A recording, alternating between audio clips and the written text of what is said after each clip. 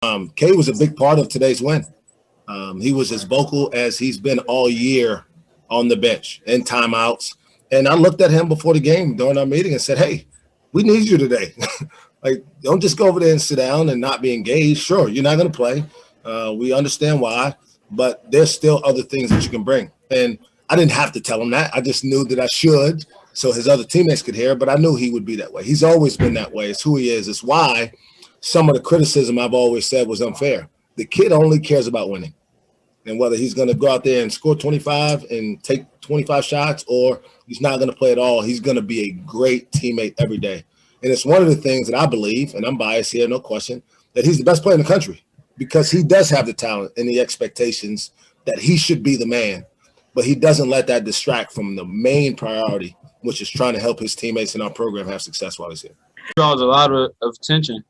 And so that spreads the floor out for us. And whenever he's on the floor, he could draw the double team and make the good read.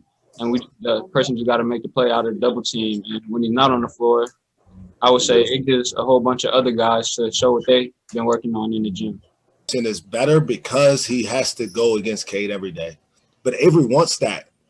There are many times in our preseason when we more mix up our teams as opposed to playing the rotational guys versus the guys who aren't playing as much, that Avery didn't want to be on the same team as Cade. When we play one-on-one in practice, which we do a lot, Avery wants to guard Cade. Now, he gets scored on a lot, but that makes him better because when he goes out there on the court like he did today, he's not playing against anybody better than he goes against in practice.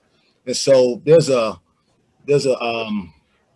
comfort level in the competitiveness of our team that any kind of situation we get in, and it benefits everybody. Cade's gotten better. The other guys have gotten better. And because of that, our team is getting better. Helped me with my confidence when I was really at my lowest. Not shooting the best this year. And I know last year I shot way higher, but he's really helping me keep my confidence up. He's telling me to pull Wednesday. He's throwing to me. He's telling me to stay positive, look towards the next shot. And he's just a courageous teammate. You set a tone within your program of what's acceptable.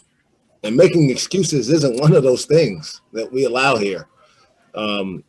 If you're on scholarship here, you're required to be ready to help us win. That's part of your responsibility back to our program. And so I don't worry, really, whoever's available. It's been this way since my first year. I remember going to Kansas on a 3-game losing streak without Tabar Shine.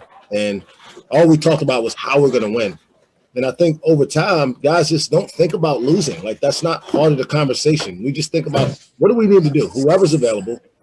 What does Avery need to do today a little bit better? What does Caleb today need to do a little bit better? And that message is consistently delivered, not just for me, but my staff and then the leaders within the locker room.